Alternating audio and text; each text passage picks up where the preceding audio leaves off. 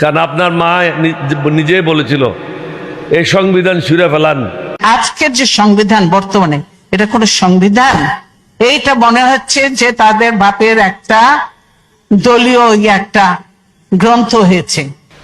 কারণ এটা আওয়ামী লীগের একটা পঞ্জিকা, এটা আওয়ামী লীগের একটা বই, জনগণের না। অনুধাবন করেন। আপনার 32 দফা যেটা আপনি গুলশনে হোটেলে, আপনি তো ছিলেন না, আপনার লোকেরাই 31 দফা আমরা উপস্থিত ছিলাম। এখানে মঞ্চে আমরা অনেক আছি, বিএনপির সাথে বহুদিন একসাথে কাজ করেছি।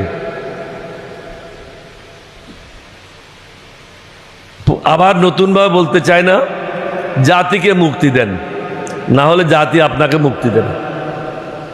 দুইটার মধ্যে একটাই হবে, তৃতীয় কোনো কিছু হবে না।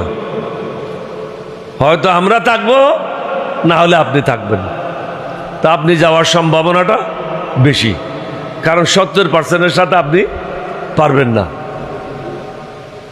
শুভস্য শীঘ্রম, যত তাড়াতাড়ি করেন আপনার জন্য মঙ্গল। আর আশেপাশে আনবে, এমপি তো কোনো এক্সিকিউটিভ পোস্ট না, এমপি তো কোনো সরকারি কর্মকর্তা না। এখানে ডিসি সাইন করবে, ইউএনও সাইন করবে, তারপরে চেয়ারম্যানের সাইন করবে। মেহরবানি করে এই বিষয়গুলি দেখেন, না হলে লেখাপড়াটাও অলরেডি নষ্ট হয়ে যাচ্ছে, এটা আরও নষ্ট হবে। কারণ এখান থেকেও চাঁদাবাজি নতুনভাবে শুরু হয়ে যাবে।